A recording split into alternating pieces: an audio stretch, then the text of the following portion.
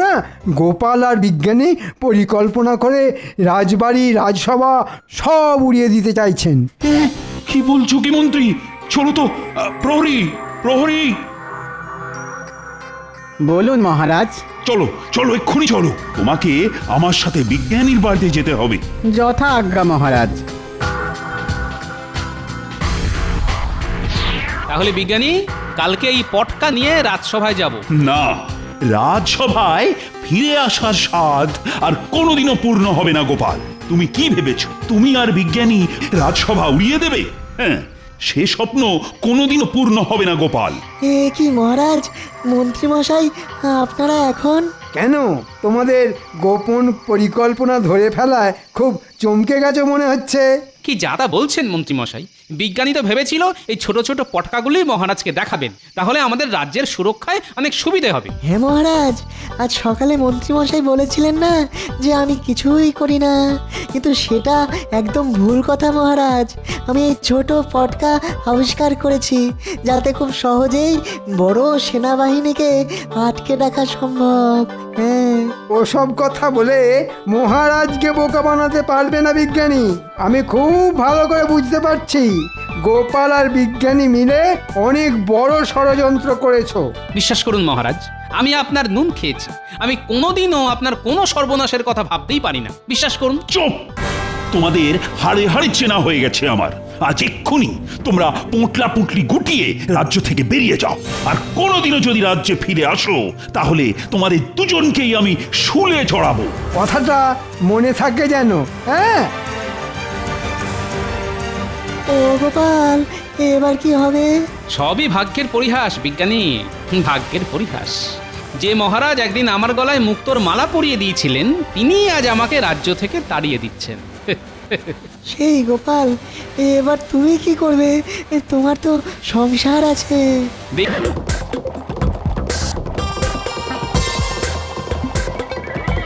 মহারাজ, এত গভীর রাতে জঙ্গলে দাঁড়িয়ে আপনি কার জন্য অপেক্ষা করছেন মহারাজ? সেটা একটু পরেই জানতে পারবে। তোমার এত উতল হবার প্রয়োজন নেই। ঘুম পেলে ঘরে গিয়ে ঘুমিয়ে পড়ো। তা কেন মহারাজ? আমার জ্ঞান পিপাসু হৃদয় শুধু ওই একটু আপনার অপেক্ষার কারণ জানতে চাইছিল আর কি। আসলে অনেকক্ষণ ধরে ঠায় দাঁড়িয়ে অপেক্ষা করছি তো, তাই আর কি। ওই তো চলে এসেছে। চোখ মুখ তো কালো চাদরে ঢাকা। তা আপনি কে মশাই? প্রণাম বর্ধমান নরেশ। কৃষ্ণনগরের মন্ত্রী। ঠিক আছে ঠিক আছে, শোনো কৃষ্ণনগরের মন্ত্রী, আমি জানি তোমার বহুদিনের ইচ্ছে কৃষ্ণনগর রাজ্যের রাজা হওয়া, তাই তো? হ্যাঁ, কি আর করব বলুন, আমার সেই গুপ্ত ইচ্ছে সুপ্তই রয়ে গেল, কোনোদিন পূরণ হলো না। নবাব খাম্বাজরাজ কেউই কোনোদিন আমার মনের ইচ্ছে পূরণ করতে সাহায্য করলো না, তাই আপনার কাছে আসা। খালি হাতে বসে থাকলে সেই গুপ্ত ইচ্ছে শুধু সুপ্তই থাকবে না, কদিন পরে লুপ্ত হয়ে যাবে।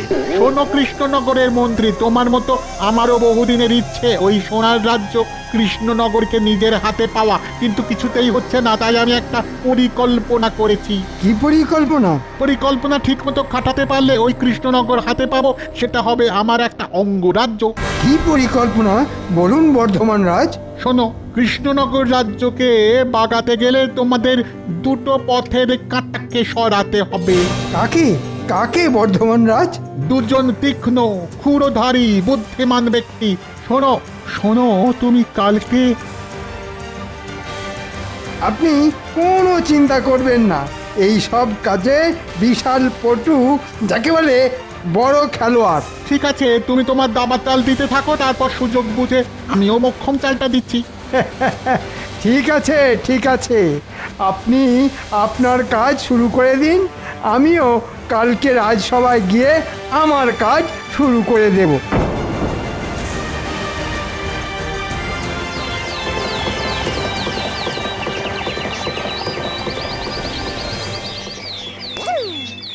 ধুর ধুর, ভালো লাগে না।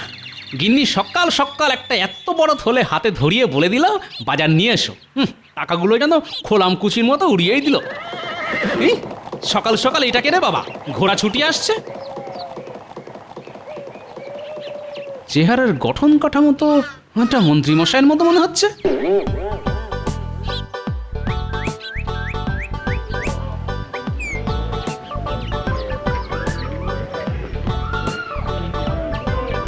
কি ভাই, তোমার এই পটল তো সকালে সকালেই পটল তুলেছে।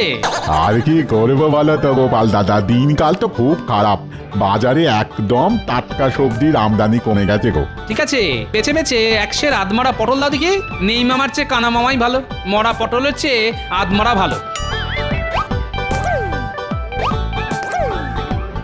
তা কত দাম হলো? গোপাল দাদা গো, মাত্র 2 টাকা। হ্যাঁ, সে কি, এই টেসে যাওয়া পটল 2 টাকা? না না, অত দাম দিতে পারবো না, 1 টাকা দিচ্ছি। কি আর বলবো বলো, সকাল সকাল বউনি হয়নি তো। দাও দাও, 1 টাকাই দাও।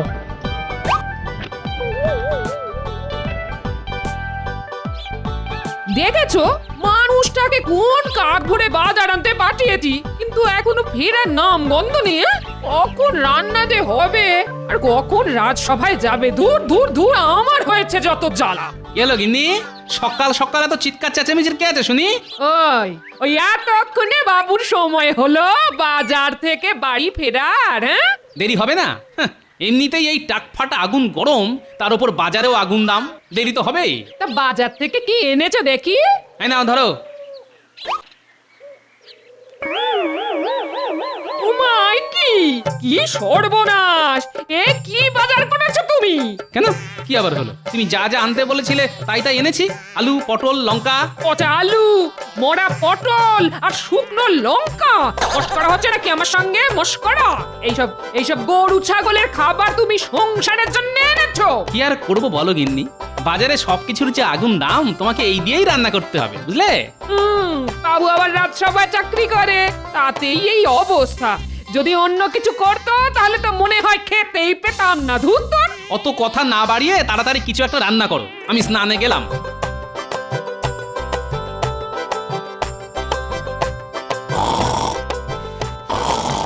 তখন থেকে কার যেন একটা নাক ডাকার আওয়াজ পাচ্ছি। সকাল সকাল রাজসভায় কে ঘুমোচ্ছে শুনি। ওই তো ওই তো মহারাজ, আপনার পাশে দণ্ডায়মান ঘোড়া স্বরূপ মন্ত্রীমশাই দাঁড়িয়ে দাঁড়িয়ে ঘুমোচ্ছে। বাইরে এত চড়া রোদ্দুর, লোকজনের ফাটছে টাক। রাজসভাতে মন্ত্রীমশাই দিচ্ছে ঘুম, ডাকছে না। আমি তো মন্ত্রীমশাইয়ের এই দিনের বেলায় ঘুমের কোনো বৈজ্ঞানিক কারণ খুঁজে পাচ্ছি না। মনে হচ্ছে মন্ত্রীমশাই গ্রহ নক্ষত্র ঝিমিয়ে রয়েছে। কি হলো? কি হলো? কি হলো? ও ঘোড়া মশাই, থুড়ি মন্ত্রীমশাই, উঠে পড়ুন। কি বললে গোপাল? আমি ঘোড়া? তাহলে তুমি কি? তুমি একটা পেট মোটা হাতি। ঘোড়াই তো দাঁড়িয়ে দাঁড়িয়ে ঘুমায়, তা আপনাকে আর কি বলে ডাকবো বলুন? এর থেকে ভালো উপমা যে আর কিছু পেলাম না। খুব খারাপ হয়ে যাচ্ছে কিন্তু গোপাল, নিজে তো সারাদিন কোনো কাজ করো না, শুধু আমার পিছনে লাগা। এই, তোমরা থামবে এবার। মন্ত্রীমশাই এরকম ঘুমোলে রাজ্যবাসী কি করবে? হ্যাঁ, ঠিকই তো। আমি এমনি এমনি ঘুমাইনি মহারাজ, আমি সারা রাত ঘোড়ায় চড়ে রাজ্য পাহারা দিয়েছি। আমিও আপনাকে সকালবেলা ঘোড়ায় চড়ে রাস্তায় ঘুরতে দেখলাম। দেখুন মহারাজ, গোপাল আমাকে নিজেই প্রত্যক্ষ দেখেছে, আর গোপালই আমাকে ঘোড়া বলে অপমান করছে। না গোপাল, এটা কিন্তু তুমি খুবই ভুল করেছো। না জেনে বুঝে কাউকে এভাবে অপমান করা উচিত নয়। মহারাজ, আমার কি মনে হয় জানেন তো, আমাদের রাজসভা থেকে 2জন অকর্মা ঢেঁকি সভাসদকে একেবারে বিদায় করে দেওয়া উচিত। হ্যাঁ, কাদের? কাদের? গোপাল আর বিজ্ঞানীকে। কেন মন্ত্রীমশাই, আমি আবার আপনার কি পাকা ধানে মই দিলাম? হ্যাঁ, সত্যি তো, আমি আবার কি করলাম? কিছুই করনি। এই মন্ত্রী, তুমি কি বলতে চাও সেটা খোলসা করে বলো তো। দেখুন মহারাজ, আমাদের সভাসদদের সকলেই কোনো না কোনো কাজ করে, কিন্তু গোপাল আর বিজ্ঞানী কোনো কাজই করে না, শুধু আসে বসে আর গল্প করে। কেন? আমি গবেষণা করি। তোমার গবেষণায় তোমার জ্ঞান বাড়ে, তাতে রাজ্যের কি উপকার হয় শুনি? হ্যাঁ, হ্যাঁ, ঠিক তো। মহারাজ, আমি তো যে কোনো বিপদ এলেই তাতে ঝাঁপিয়ে পড়ি, রাজ্যকে বাঁচাই। সেসব অতীতে যা যা করেছো সব ভুলে যাও।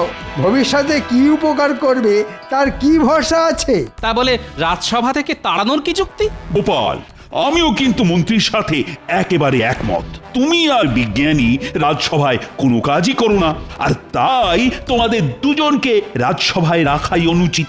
আর সে কারণেই তোমাদেরকে আজ থেকে রাজসভায় ছুটি দিয়ে দিলাম।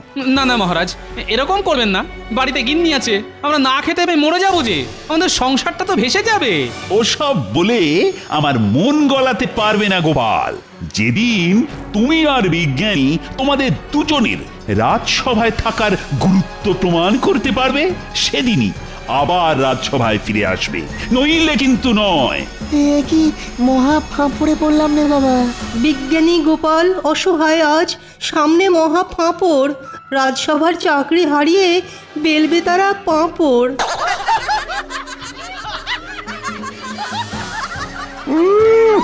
এমন পেঁচ দিয়েছি একেবারে সব দিশাহারা হয়ে গেছে। বিজ্ঞানী গোপাল বিদায়। এখন শুধু মহারাজকে সরিয়ে আমাকে সিংহাসনে বসতে হবে। বাবা, আমি হলাম মন্ত্রী, সব সভাসদদের মধ্যমণি আমি ষড়যন্ত্রী। আজকের মতো রাজসভা তাহলে এখানেই সমাপ্তি ঘোষণা করা হলো। এটা কিন্তু খুব খারাপ হলো মন্ত্রীমশাই। আমি যথেষ্ট সততার সাথে রাজসভার দায়িত্ব পালন করি, কিন্তু আপনি আজ আমাকে মহারাজের কাছে ছোট করলেন। আমি আর বলার কে গোপাল, সবই ওপরওয়ালার ইচ্ছে। জয় ঠাকুর, জয় ঠাকুর। গোপাল, আমার মনে হয় এ রাজ্যে বসে আর গবেষণা করা হলো না। কত কিছু ভেবেছিলাম, কিন্তু সব জলে চলে গেল গোপাল। চলে আসুন বিজ্ঞানী, বেশি কথা বাড়িয়ে লাভ নেই। ভাগ্যে থাকলে আমরা নিশ্চয়ই আবারও সসম্মানে রাজসভায় ফিরে আসতে পারবো। হ্যাঁ, চলো চলো গোপাল, চলো।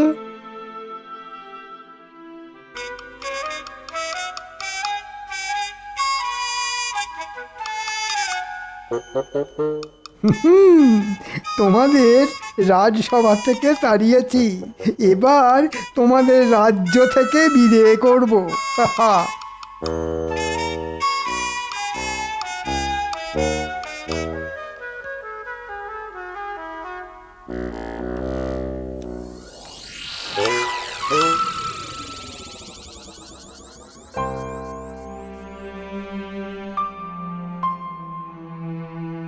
বলি তোমার কি হলো? সেই রাজসভা থেকে এসে বসে আছো তো বসেই আছো, তোমার নাম গন্ধ নেই। আর কি বলবো বলো গিন্নি, এখন থেকে তো বসেই থাকতে হবে। বসে থাকতে হবে মানে? রাজসভার চাকরিটা চলে গেছে গিন্নি। তোমার মাথাটা কি একেবারে খারাপ হয়ে গেছে নাকি? না গো না, মাথা আমার খারাপ হয়নি, যা বলছি সত্যি বলছি। আমার চাকরি নেই গিন্নি, যে কটা জমানো টাকা পয়সা আছে সব মনে হচ্ছে এবার ভেঙে খেতে হবে। দূর দূর দূর, কি যে সংসারে এসে পড়েছি আমার কপাল জানে। আজকে আমাকে এই দিনও দেখতে হলো।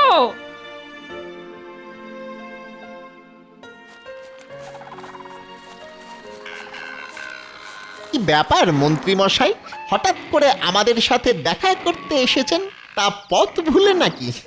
আরে না রে না, একটা কাজের কথা বলতেই এসেছি।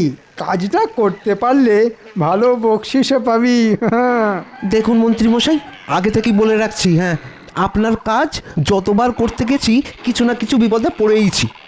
এবার সেরকম হলে করতে পারবো না, এ আমি আগে থেকেই বলে দিচ্ছি আপনাকে। আরে না রে না, এমন কিছুই করতে হবে না যাতে তোরা বিপদে পড়িস। হ্যাঁ, তাহলে ঠিক আছে, বলুন কি করতে হবে? গোপাল আর বিজ্ঞানী এই দুজনকে তোদের চোখে চোখে রাখতে হবে। ওরা কি করছে সেটা জানাতে হবে আমাকে। আচ্ছা মন্ত্রীমশাই, কাজ হয়ে যাবে। এবার আমাদের ওই বকশিসটা। আরে বাবা, পাবি পাবি, সময় হলে ঠিক পাবি। যা এখন চটপট কাজে লেগে পড়। ধুর, এইভাবে কাজ করতে ভালো লাগে বল মোটা? হ্যাঁ, ঠিক বলেছিস। আগে থেকে কিছু হাতে গরম টাকা পয়সা পেলে না হয় কাজ করে একটা মজা পেতাম।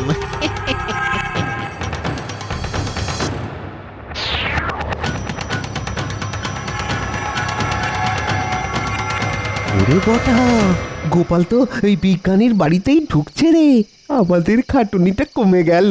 হ্যাঁ, তা যা বলেছিস। তা তা ঘটা তুই চট করে মন্ত্রীমশাইকে ডেকে নিয়ে আয়, আমি ততক্ষণ ঝোপের আড়ালে বসে সব কিছু নজর রাখছি। ঠিক আছে, এই যাব আর এই আসবো। হ্যাঁ, কি গো বিজ্ঞানী, কি করছো? কি আবার করব বলো গোপাল, আমার যা কাজ, এই একটু একটা পটকা নিয়ে গবেষণা করছি। হ্যাঁ, সে কি গো বিজ্ঞানী? আরে বাবা, অনেকদিন আগে থেকেই এটা বানিয়ে রেখেছি, যদি আমাদের রাজ্যের কোনো বিপদে আপদে কাজে লাগে সেই জন্য। তুমি দেশের জন্য এত ভাবছো, আর এমন ভাগ্যের পরিহাস দেখো, মহারাজ তোমাকেও রাজসভা থেকে বহিষ্কার করলো। ঠিক বলেছ গোপাল, আমি কালকে সকালবেলা গিয়ে মহারাজকে আমার এই যুগান্তকারী পটকা আবিষ্কারের কথা জানাবো, তাহলে মহারাজ নিশ্চয়ই আবার আমাকে রাজসভায় ফিরিয়ে নেবেন। হ্যাঁ হ্যাঁ, তা নিশ্চয়ই নেবেন, কিন্তু আমার তো কোনো হিল্লে হলো না। এমনিতেই বাজারের আগুন দাম, নুন আনতে পান্তা ফুরিয়ে যাচ্ছে, এখন চাকরি খুইয়ে আমি কিভাবে সংসার চালাবো বলো তো? শোনো গোপাল, আমাদের রাজ্যের জন্য তোমার অবদান কিছু কম নয়, তাই আমি মহারাজকে বলবো এই পটকা বানানোর জন্য তুমিও সাহায্য করেছো। এটা এমন একটা জিনিস, সেটা ছোট পটকা আর বড় ঝটকা, মহারাজ দেখবেন আর চমকে চমকে উঠবেন। কোনো আগুন লাগবে না, শুধু ছুঁড়ে মারলেই ফাটবে। কই দেখি তোমার পটকা, একটু পরীক্ষা করে দেখি। এই নাও দেখো, তবে ঘরের মধ্যে ছুঁড়ো না কিন্তু। না না, বাইরে ছুঁড়েই পরীক্ষা করব। ওরে বাবা রে, ওরে বাবা রে, মরে গেলাম রে। ও মা গো, বাবা গো, বাবা গো, ওরে মা গো, বাবা গো, ওরে, কি ভয়ানক! বাঁচাও, বাঁচাও।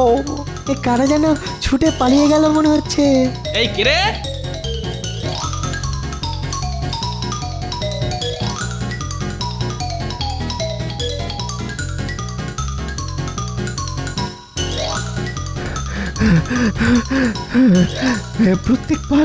প্রত্যেকবার আপনার সাথে এসে কোনো না কোনো বিপদে পড়েই যাই। ঠিক আছে, ঠিক আছে, তোরা বাড়িতে যা, বাড়িতে যা। এবার গোপাল আর বিজ্ঞানী যা ব্যবস্থা করার আমি করব।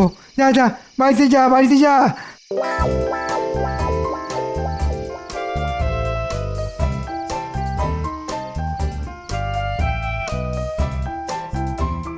মহারাজ, হে বাবা, হে কি অবস্থা তোমার? আর বলবেন না, সবই গোপালের কীর্তি। তাড়াতাড়ি সৈন্য সামন্ত নিয়ে বিজ্ঞানীর বাড়িতে চলুন, নইলে এর থেকে ভয়ঙ্কর অবস্থা আপনারও হতে চলেছে। কি বলতে চাইছো কি মন্ত্রী? জানেন মহারাজ, আপনি বিজ্ঞানী আর গোপালকে রাজসভা থেকে তাড়িয়ে দিয়েছেন বলে। কি গিন্নিকে আপাতত শ্বশুর বাড়িতে পাঠিয়ে দেব, তারপর অন্য রাজ্যে কোনো একটা কাজের বন্দোবস্ত হলে গিন্নিকে আবার ডেকে নেব। ঠিক বলেছ, ঠিক আছে, তুমি তোমার গিন্নিকে জানিয়ে চলো, আমিও আমার পোটলা পুটলি নিয়েই বেরোচ্ছি। হ্যাঁ, আমাদের দুজনকেই যখন রাজ্য ছাড়া হতে হবে, তখন চলো দুজনে একসাথেই যাই।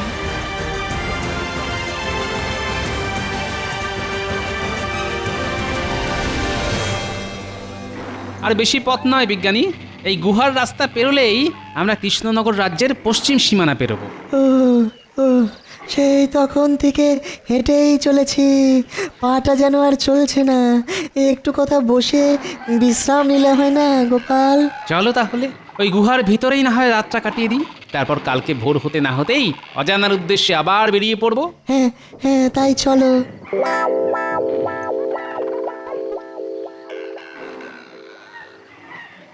মন্ত্রী, আর শুধুমাত্র এই গুহাটা পেরোতে পারলেই আমরা কৃষ্ণনগরের সীমান্তে প্রবেশ করব।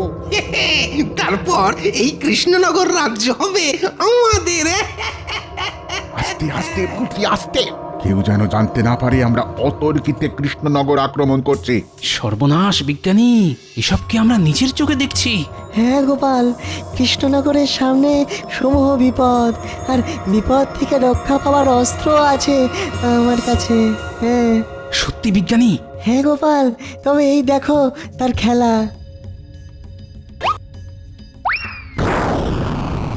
পালাও, পালাও, পালাও, পালাও, শিগগির পালাও, দেখি সব বোমা ছুটতে কেন? মহারাজ, ভালো কথা বলছি, ফিরে চলুন। আমরা অন্য কোনো সময় আবার কৃষ্ণনগর আক্রমণ করবো খন, এখন কেটে পড়ুন, পালাও। আচ্ছা বিজ্ঞানী, তোমার আবিষ্কারের একটা উড়ন্ত জুতো ছিল না, সেটা সাথে এনেছো? হ্যাঁ এনেছি তো, এই নাও। বিজ্ঞানী, তুমি মহারাজের কাছে চলো, আমিও ওই ব্যাটা দুটোকে তুলে নিয়ে যাচ্ছি।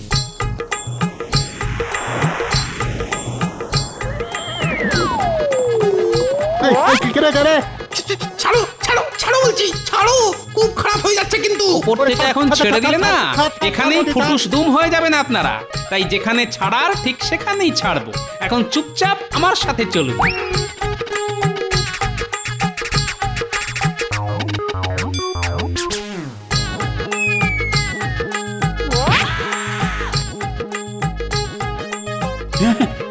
গোপাল, এখানে উড়ে উড়ে আপনার অগোচরে এই বর্ধমান রাজা, মন্ত্রী আর সেনাদল সবাই মিলে আমাদের রাজ্য আক্রমণ করে। তখন আমি আর গোপাল মিলে আমার বানানো বোমা দিয়ে ওদের আক্রমণ ঠেকাই। সব সেনারা পালিয়েছে, শুধু এদেরকে ধরে এনেছে গোপাল। হ্যাঁ, আমার মাতৃভূমি বলে কথা। তা রাজ্য যখন বিপদে, তখন তাকে না রক্ষা করে কি করে যাই বলুন তো মহারাজ? সব সব হয়েছে ওই মন্ত্রীটার জন্যে। ও বলল ঠিক কায়দা করে গোপাল আর বিজ্ঞানীকে কৃষ্ণনগর রাজ্য থেকে সরিয়ে ফেলবে, আর রাজ্য হাতাবো আমরা। সব পরিকল্পনায় জল ঢেলে দিল। মন্ত্রীর এত বড় সাহস! দেখলেন মহারাজ, আমরা নির্দোষ, শুধু শুধু আমাদের ফাঁসানো হয়েছে। আজ আমি মন্ত্রীকে ছাড়বো না, বেটাকে মেরেই ফেলবো। প্রহরী, তুমি এই বর্ধমান রাজার মন্ত্রীকে বেঁধে রাখো, আর মন্ত্রীকে আজ আমি উচিত শিক্ষা দেব। আর গোপাল, বিজ্ঞানী, তোমরা আমায় ক্ষমা করো। ভুল বুঝে আমি তোমাদেরকে অনেক কথা বলেছি, কিছু মনে করো না যেন। আজকে থেকে তোমরা আবার সসম্মানে রাজসভায় আসবে। তোমাদের এই উপকার আমি কোনোদিনও ভুলবো না। সবই মহারাজ বিজ্ঞানীর আবিষ্কার করা ছোট পটকার বড় ঝটকার কামাল। আর এখন আমি মন্ত্রীকে একটা ঝটকা দেব। দাঁড়াও মন্ত্রী, দাঁড়াও বলছি, দাঁড়াবে মন্ত্রী। ভুল হয়ে গেছে, মন্ত্রী। মহারাজ।